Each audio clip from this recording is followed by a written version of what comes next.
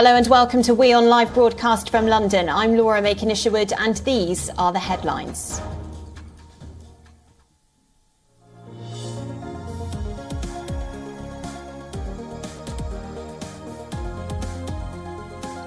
The UK Finance Minister Kwasi Kwarteng dashes home to London from Washington for crisis talks with Prime Minister Liz Truss amid financial turmoil over mini-budget plans.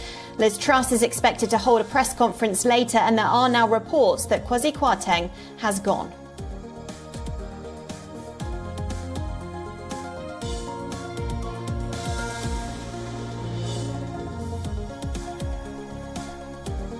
Striking French refinery workers vow to maintain their blockades after rejecting a pay offer from oil giants, raising the spectre of worsening fuel shortages.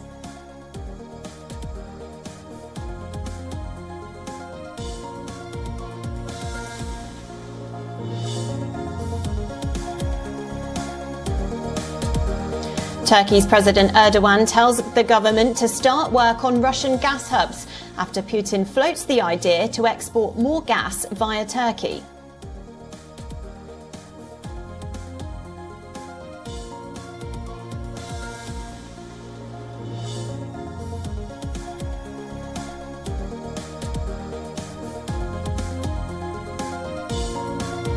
Three right-wing parties in Sweden have agreed to form a government with the unprecedented support of the far-right Swedish Democrats.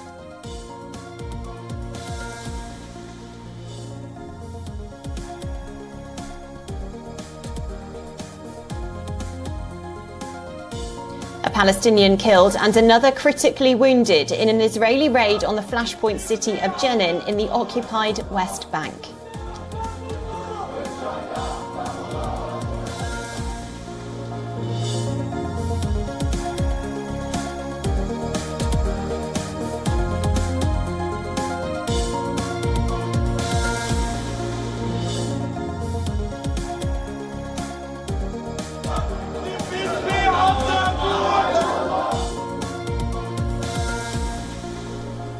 The UK Chancellor Kwasi Kwarteng cut short his visit to Washington and returned to London for urgent talks with the Prime Minister Liz Truss. Pressure had been mounting on Number 10 and the Treasury to reverse planned tax cuts after they spooked financial markets with a mini-budget.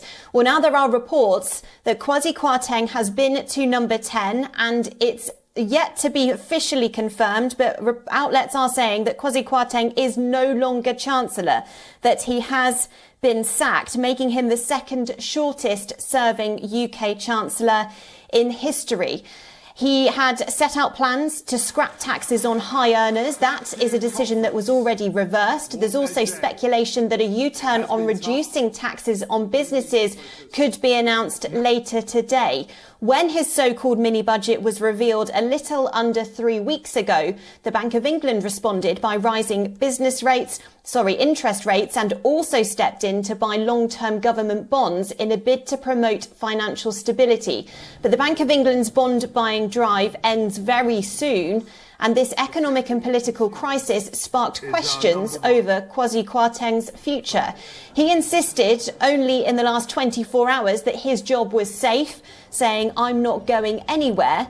But according to a YouGov poll, 43% of Conservative voters said they wanted a new Prime Minister in Downing Street, and that may well have contributed to this decision to come back from Washington very quickly, as a last-minute decision to do that. And now it seems he has been sacked as Chancellor. Well, for more on this, we can speak to our London correspondent, Alex Isaac, now. She's live with us. Alex, what are we hearing from Downing Street?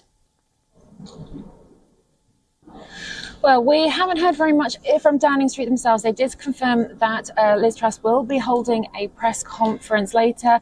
And there are the rumours that you did mention there that the Chancellor has already been sacked. That's the reason potentially why he left the US early.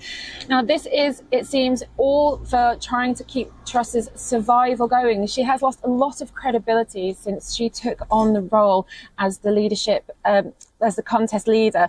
And so it will be interesting to see exactly what happens. We haven't got it actually confirmed yet that he has been displaced, but it does seem that she may need a scapegoat, as she's constantly doing these U-turns of all these policies that she set out in the hustings when she was going against Rishi Sunak.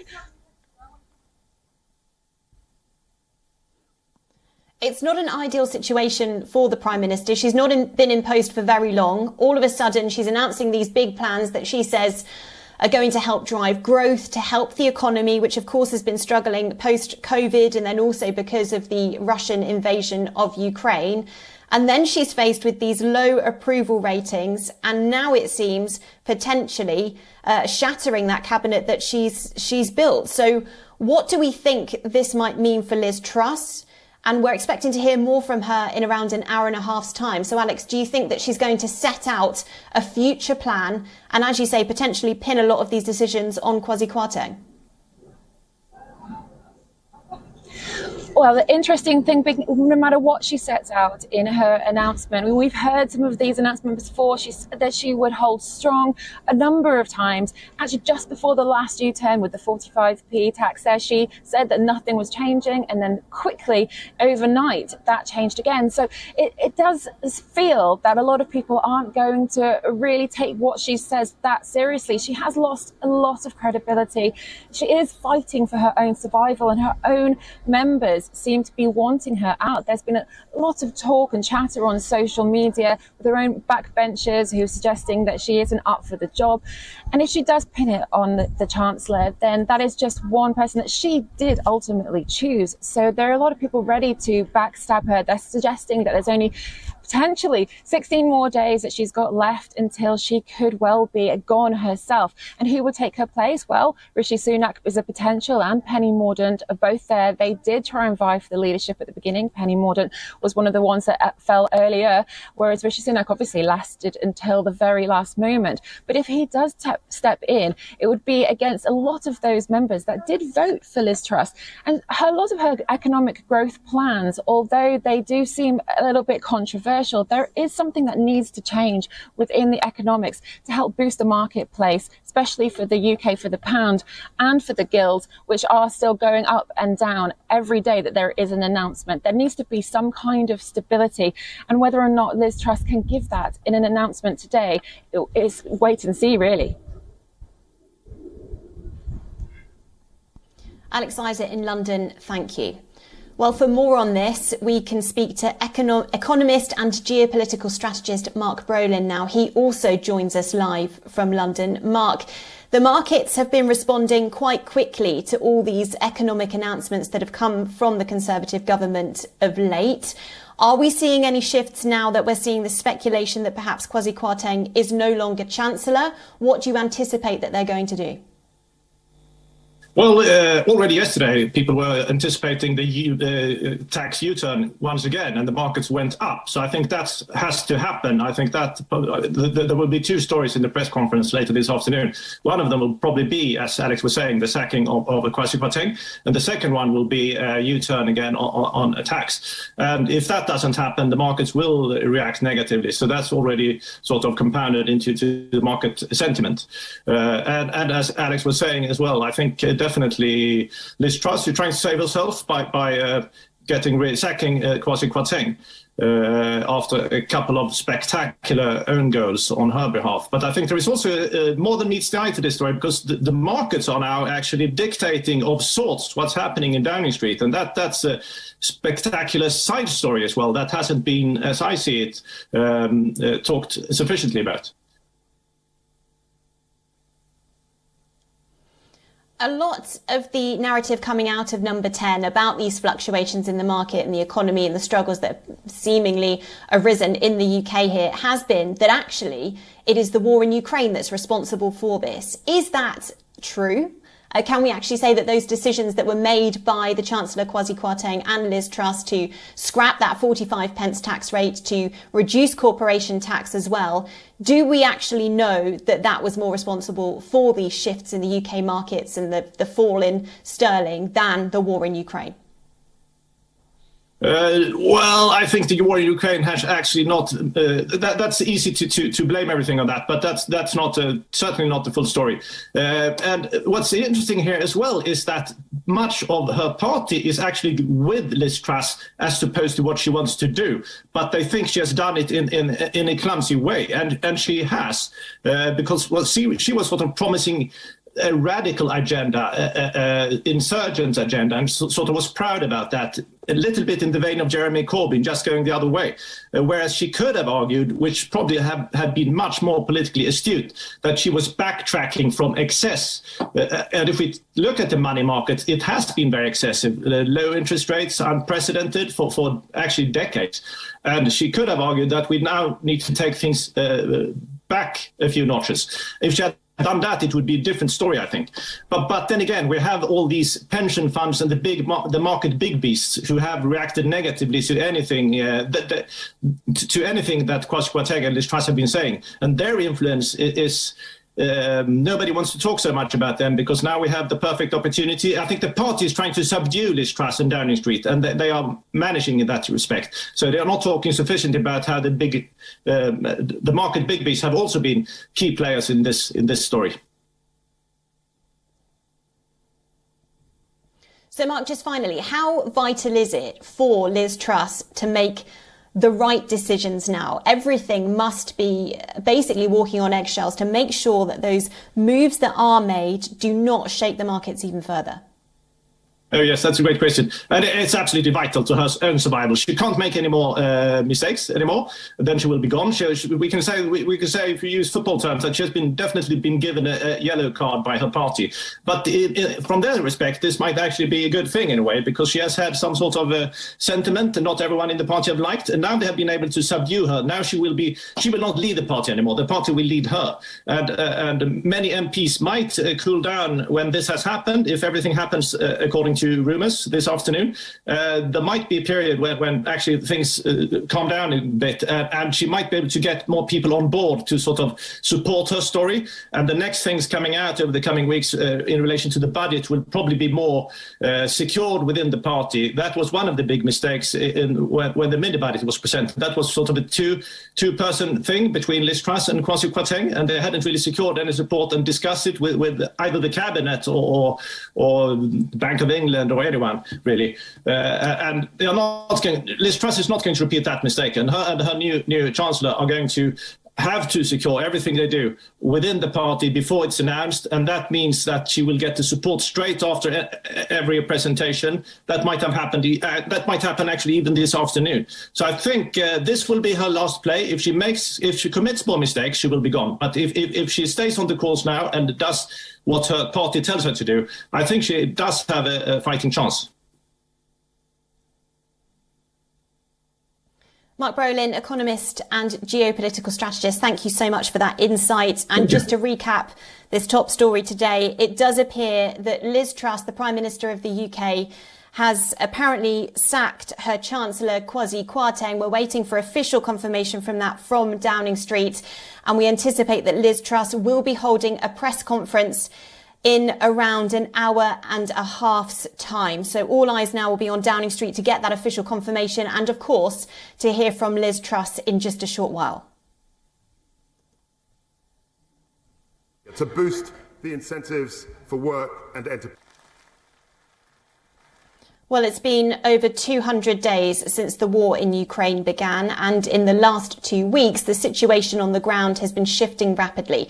Russia has escalated its offensive, firing a barrage of missiles at Ukrainian towns and cities, while Ukrainian troops are countering Moscow's attacks by reclaiming towns and villages that had been occupied by Russian troops. Now the Kremlin is once again pushing the idea that negotiations could take place.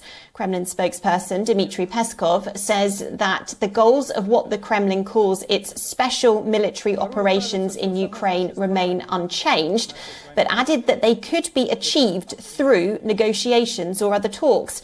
Peskov made the comments to a Russian newspaper. It's the latest in a series of statements this week, stressing Moscow's openness to those talks. The change of tone follows a run of humiliating defeats for Russian forces as the war pushes towards the end of 8 months. While Russia has said before that it's prepared to negotiate, the repeated references to that possibility this week is striking. Earlier, Foreign Minister Sergei Lavrov said that Moscow was open to talks with the West, but the United States dismissed the statement as posturing. Ukrainian President Volodymyr Zelensky has ruled out talking to President Vladimir Putin after Russia proclaimed the annexation of 4 Ukrainian regions last month, a move that's been deemed illegal by Western nations. Missiles have bombarded Ukrainian cities this week in the wake of an attack on a vital bridge between Russia and annexed Crimea. On the ground, while Russian-backed separatist forces are making advances in the east, in southern Ukraine, the position of Russian troops seems to be weakening. According to the UK military intelligence, forces led by private Russian military company the Wagner Group captured villages in the town of Bakhmut. This is Russia's first such advance in more than 3 months. Ukrainian forces are pushing Russian forces out of the northeast and putting them under heavy pressure in the south. Ukraine's main focus now is Kherson, one of 4 partially occupied Ukrainian provinces that Russia claims to have annexed.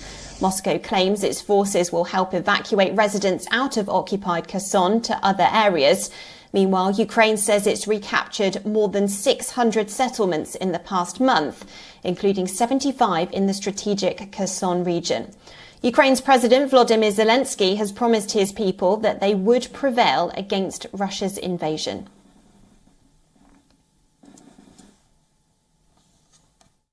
У часи національно-визвольних змагань проти нацистської окупації і проти рашистів.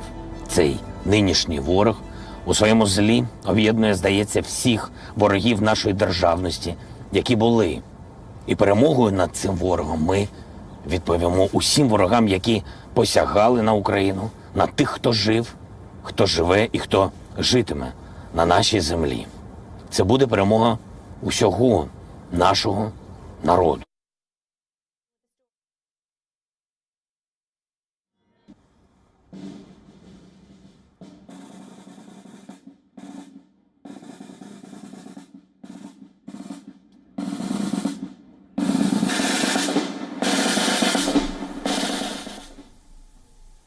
Well, we'll now return to that top story that we gave to you earlier about Kwasi Kwarteng, the UK Chancellor. He returned to London, of course, to meet with Prime Minister Liz Truss, called back early from a meeting in Washington to hold these apparent emergency talks within Downing Street. We thought earlier that he might be being sacked there, and there's now confirmation that Kwasi Kwarteng has been sacked as Chancellor. Well, we can go back to our London correspondent, Alex Isaac, now. She joins us.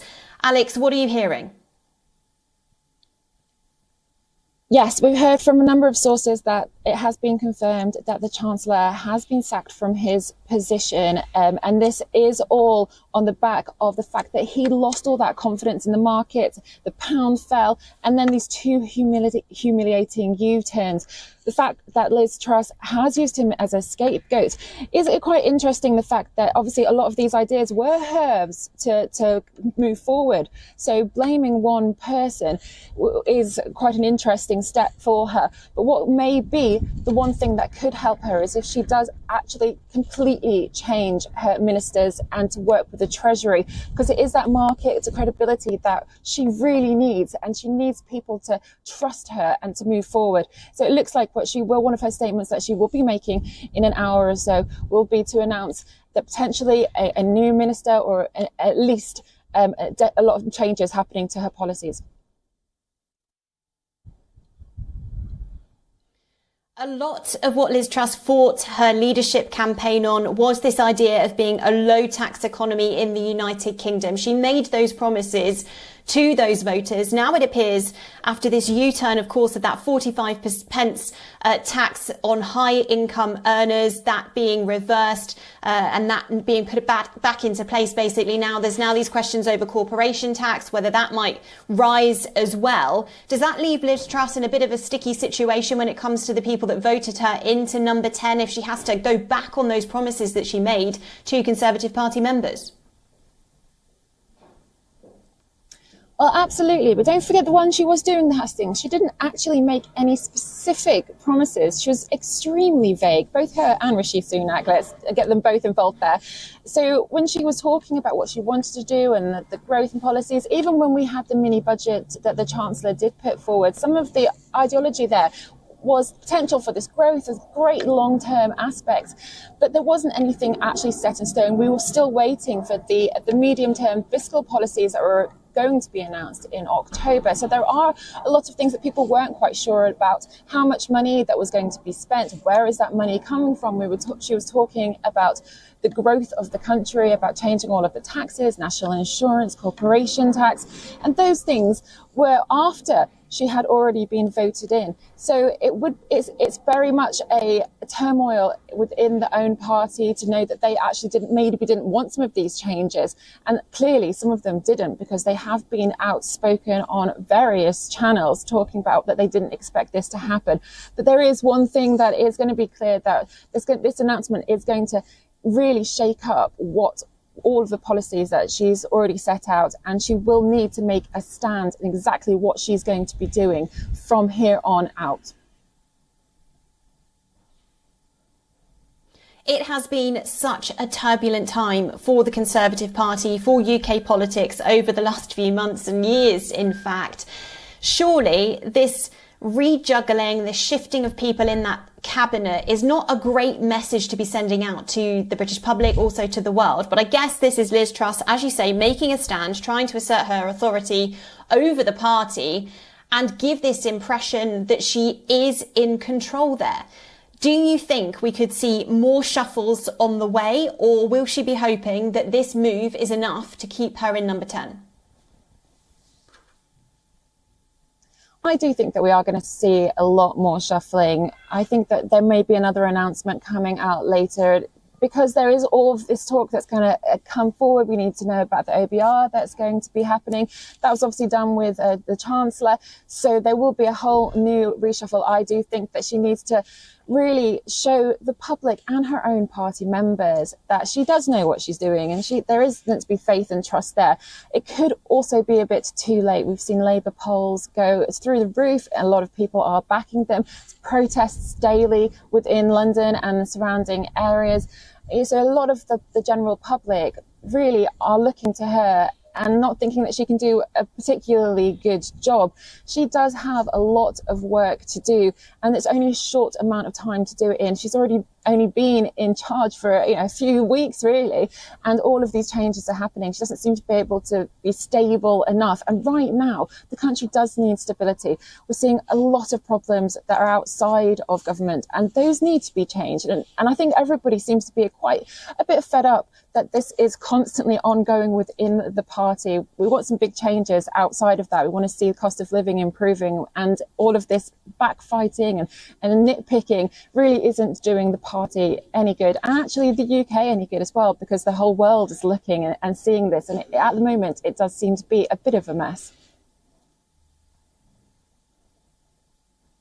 So Alex, let's just talk about who the potential replacements might be. Of course, Liz Truss went up against Rishi Sunak for that leadership position. He, as you said before, was on a bit of a polar opposite side of the spectrum to Liz Truss when it came to his economic policy. Do we think that he could be in the running? There's also those names, Nadhim Zahawi. He was quite pivotal in the COVID-19 pandemic, overseeing the vaccines programme there. And there's also Sajid Javid, a former Chancellor himself. His name's also being bandied around. What do we think about those potential candidates? Who do we think might be the preferred choice for Liz Truss, if any of those indeed do get that job?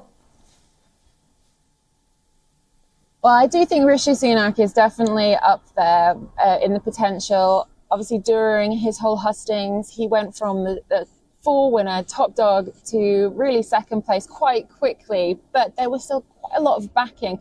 And also that even when Boris Johnson was Prime Minister, there was already rumours that Rishi was going to be Prime Minister one day, that he was going to take us forward, and his economic changes were going to drive the country. And a lot of the things that he suggested, we talked about the corporation tax that they wanted to reduce. Well, he suggested keeping it same level, and it looks like that's what Liz Truss is going to be doing. So already using some of his policies does make him stand a very good stead for potentially taking over as the Prime Minister. I think Penny Mordaunt also may well be a good forerunner. She has a lot of backing from a lot of the backbenchers on the ground there. So I think those two are really in with the chance if Truss does end up being ousted.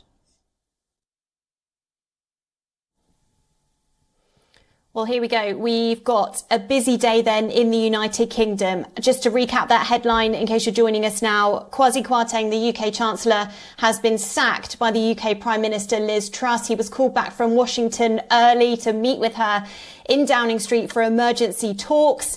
It now appears that she's taken the decision to get rid of him after some pretty turbulent weeks in London. In terms of the market, she was seeing pressure from her own MPs to try to reverse plans that she had announced for sweeping tax cuts for high-income earners and also for businesses as well. It now looks like they are all going to be reversed. We're expecting a press conference from the Prime Minister in just over an hour's time now for her to set out these changes, and we now understand probably to explain her decision to get rid of the Chancellor Kwasi Kwarteng. Now the pressure will be on for her to try to find a replacement for him, to try to reunify her party, and it seems try to boost her ratings when it comes to approvals among the public. There have been some damning results from polls in the last 24 hours saying that both she and her now former Chancellor Kwasi Kwarteng were not very popular among the public. So a very busy day in London, a very busy day for the Prime Minister Liz Truss as this continuing shuffle takes place at Downing Street. Well, that's all from me in London for now. Keep with WION for the latest updates throughout the day. Have a great day.